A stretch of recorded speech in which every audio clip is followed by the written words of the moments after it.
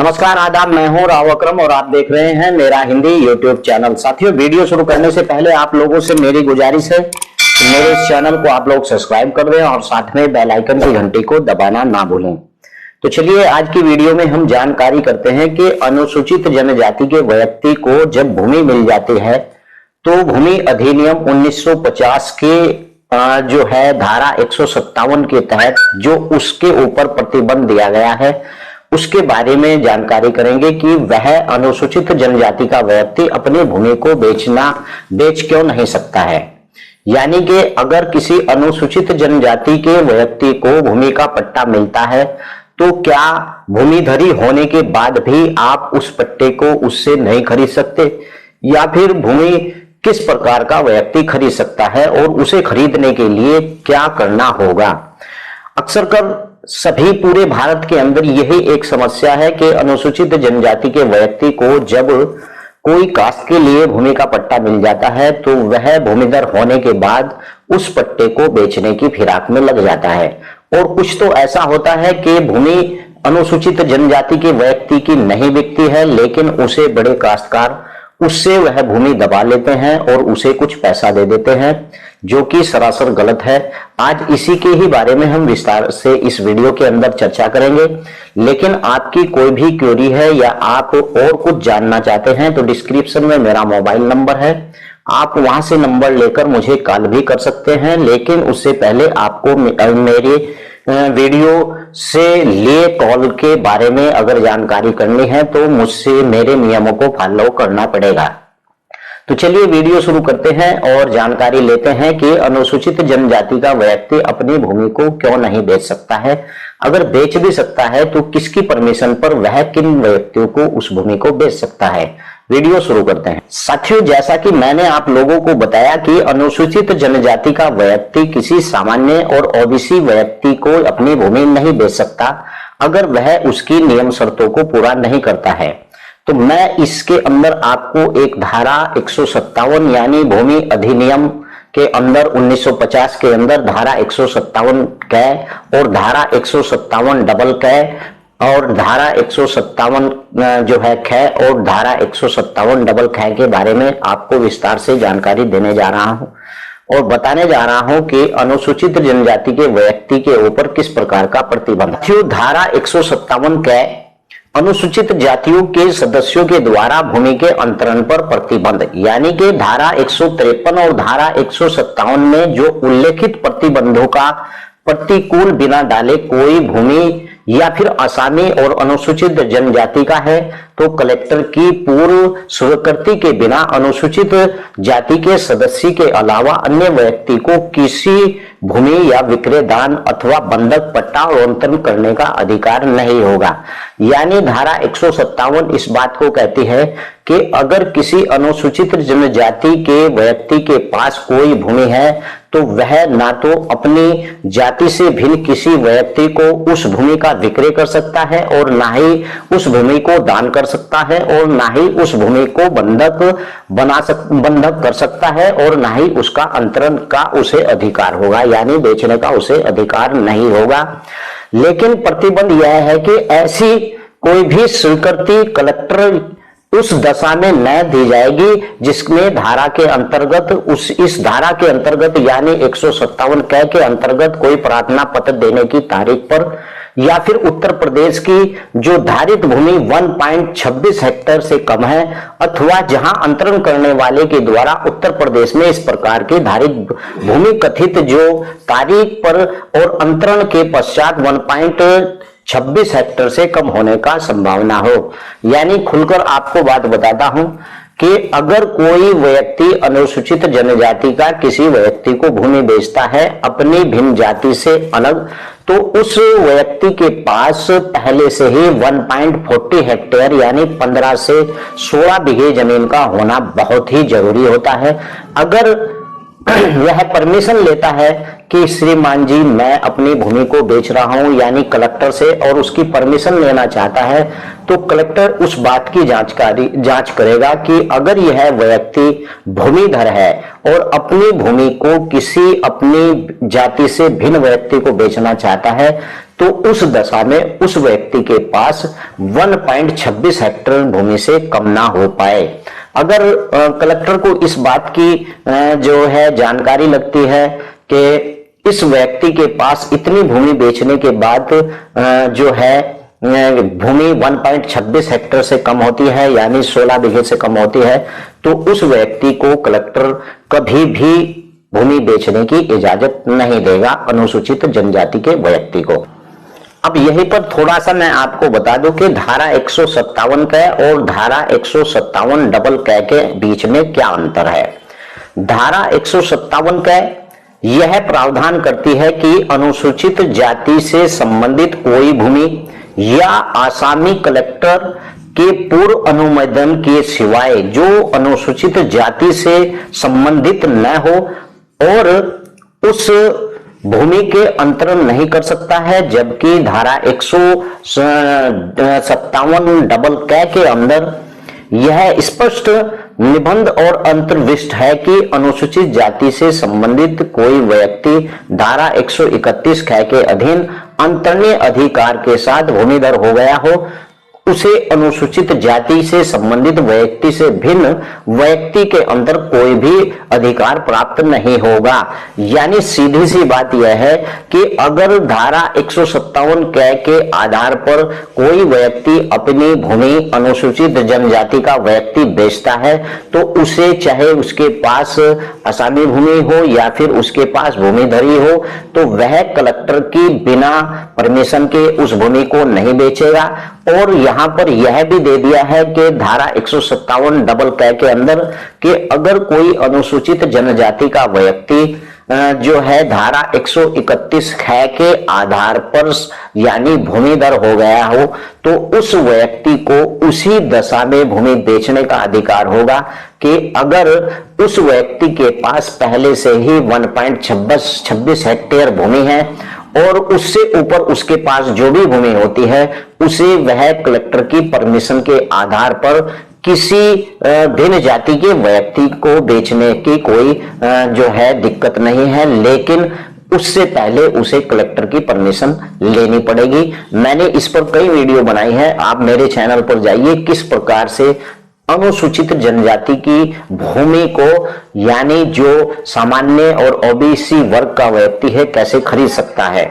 तो अगर कोई भी अनुसूचित जनजाति का व्यक्ति धारा 131 ख के आधार पर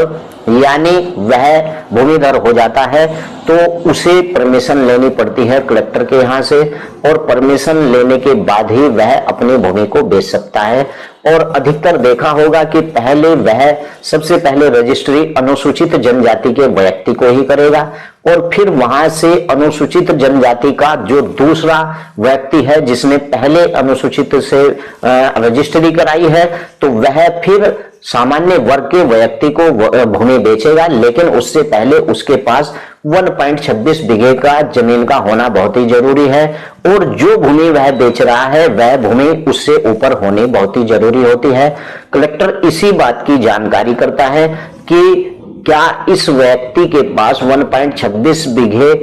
जो हेक्टेयर भूमि है उससे कम तो नहीं हो पा रही है। अगर नहीं होती है तो कलेक्टर इस बात की जांच कर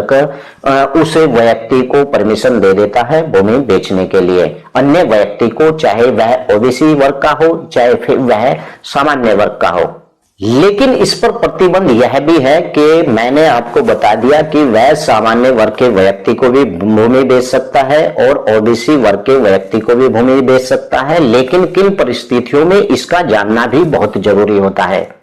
मान लीजिए एक किसान है, काश्तकार है और वह किसी अनुसूचित जाति एससी कास्ट के व्यक्ति की भूमि के पट्टे को लेना चाहता है जो पहले से ही भूमिधर है, तो वह उसे किस प्रकार से लेगा, उस भूमि का कैसे वह अंतरण करेगा अनुसूचित जाति का व्यक्ति कलेक्टर की परमिशन लेकर, लेकिन उससे पहले वह भूमिधरी होनी चाहिए जमीन, यानी धारा 131 ख के आधार पर उस व्यक्ति को मालिकाना हक मिला हुआ होना चाहिए। यहाँ पर वह किन लोगों को भूमि बेच सकता है, बात ये आती है या तो कोई व्यक्ति भूमिहीन खेतीहर मजदूर हो, उसे वह बेच सकता है, या फिर सीमांत कर्षक हो, यानी कोई सीमांत कर्षक है, चाहे वह अनुसूचित जाति से अलग भिन्न व्यक्ति है यानी सामान्य ओबीसी वर्ग का है तो उसे भूमि बेच सकता है, या फिर सामान्य ओबीसी वर्ग के लघु कर्षक को अपनी भूमि बेच सकता है अनुसूचित जनजाति का व्यक्ति कलेक्टर की परमिशन लेकर, और या फिर उस गांव का निवासी है जिसमें उसकी भूमि स्थित है, इस प्रकार के व्यक्ति को भी बेच सकता है। यानी कलेक्टर की परमिशन लेने के बाद धारा 131 ख के आधार पर जो अनुसूचित जनजाति का व्यक्ति यानी मालिकाना हक प्राप्त कर लेता है। बात कर लेते हैं धारा 157 ख और धारा 157 डबल ख। बिल्कुल सेम यही प्रावधान है, यानी भूमि अधिनियम 1950 के अंदर धारा 157 क और धारा 157 डबल क के बारे में मैंने अभी आपको जानकारी दी। तो चलिए अब बताता हूं कि धारा 157 ख और धारा 157 डबल ख के अंदर क्या प्रावधान है भूमि अधिनियम 1950 के अंदर। इसके अंदर भी सेम वही प्रावधान है जो धारा 157 क और धारा 157 डबल क के अंदर है। बताता हूं कि धारा 157 ख अनुसूचित जनजातियों के सदस्यों के द्वारा भूमि के अंतरण पर प्रतिबंध, यानी कि भूमि व्यवस्था अधिनियम 1950 के अंदर धारा 157 ख का बिल्कुल सेम यही प्रोसीजर है कि धारा 153 और धारा 157 के तहत जो निहित प्रतिबंधों और उसके प्रतिकूल डाले बिना कोई अनुसूचित जनजाति का भूमिधर या असामी विक्रय दान और बंधक या फिर पट्टा अन्यथा उसके द्वारा जो भूमि अनुसूचित जाति के सदस्य के अलावा अन्य व्यक्ति के अंतरण करने का अधिकार नहीं होगा। जैसा कि मैंने बताया धारा 157 क के अंदर भी यही प्रावधान है कि जो व्यक्ति धारा 131 ख के आधार पर जो व्यक्ति भूमि दर हो गया हो तो वह अपनी भूमि को सबसे पहले अपने ही जाति के व्यक्ति को बेचेगा और उसके बाद वह दूसरे व्यक्ति को बेची जाएगी, यानी ओबीसी या सामान्य क्लास के व्यक्ति को। धारा 157 ख पहले बता रही है कि अगर कोई अनुसूचित जनजाति का व्यक्ति है तो वह सबसे पहले अपने ही जाति के व्यक्ति को उस भूमि की रजिस्ट्री करेगा। और धारा 157 डबल ख इस बात का प्रावधान करती है कि धारा 131 ख के अधीन जो भूमिधर हुए अनुसूचित जनजाति के सदस्यों के द्वारा अंतरण पर प्रतिबंध है, यानी धारा 157 ख में किसी बात के होते हुए भी धारा 153 और धारा 157 के ऊपर जो प्रतिबंध है उस पर जो है प्रतिकूल डाले बिना और यानी प्रभाव डाले बिना अनुसूचित जनजाति के व्यक्ति को जो धारा 131 ख के आधार पर भूमिधर हुआ है, यानी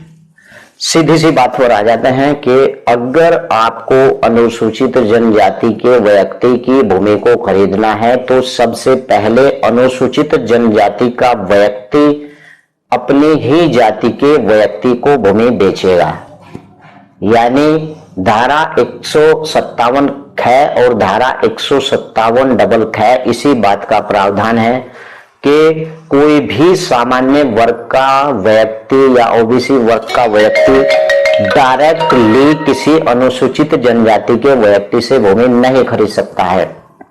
उसके अंदर यह प्रोसीजर है धारा 157 ख धारा 157 डबल ख के आधार पर कि वह सबसे पहले अपनी भूमि को किसी अनुसूचित जनजाति के यहाँ रजिस्ट्री करेगा और उसके बाद जब वह रजिस्ट्री करेगा सामान्य या ओबीसी वर्ग के व्यक्ति को तो उस व्यक्ति के पास में पहले से ही 1.26 हेक्टेयर भूमि का होना जरूरी है। अगर इससे कम भूमि उसके पास है तो कलेक्टर उसे हरगिज इस बात की परमिशन नहीं देगा कि वह अपनी भूमि को किसी भिन्न जाति के व्यक्ति यानी ओबीसी और सामान्य वर्ग के व्यक्ति को बेच पाए। तो इस बात का ध्यान रखना होगा कि अगर आप किसी अनुसूचित जनजाति के व्यक्ति की भूमि लेना चाहते हैं तो सबसे पहले उसका यही प्रावधान है कि वह अपनी जाति के ही व्यक्ति को भूमि बेचेगा और उस व्यक्ति के पास 1.26 हेक्टेयर भूमि का होना बहुत ही जरूरी होता है। अगर नहीं है तो उसके पास इतनी भूमि नहीं है तो वह उसे बेचने की परमिशन कलेक्टर नहीं देगा और वहां पर फंसने के पूरे चांस भी होते हैं। तो आशा करता हूं कि आज की इस वीडियो में मैंने आपको स्पष्ट खोलकर बता भी दिया है कि किस प्रकार आप अनुसूचित जनजाति के व्यक्ति की भूमि को खरीद सकते हैं, लेकिन परमिशन किस आधार पर अनुसूचित जाति के व्यक्ति को मिलेगी अपनी भूमि बेचने के लिए। ऐसी बहुत सी वीडियो हैं, अगर आपको यहां से समझ ना आए तो मेरे चैनल में ऐसी बहुत सी वीडियो हैं, आप उसमें बार बार देखें तो आपको पता चल जाएगा कि इस प्रकार की भूमि को कैसे लिया जा सकता है। तो चलिए अगली वीडियो में फिर हाजिर होता हूं। जय हिंद, जय भारत, खुदा।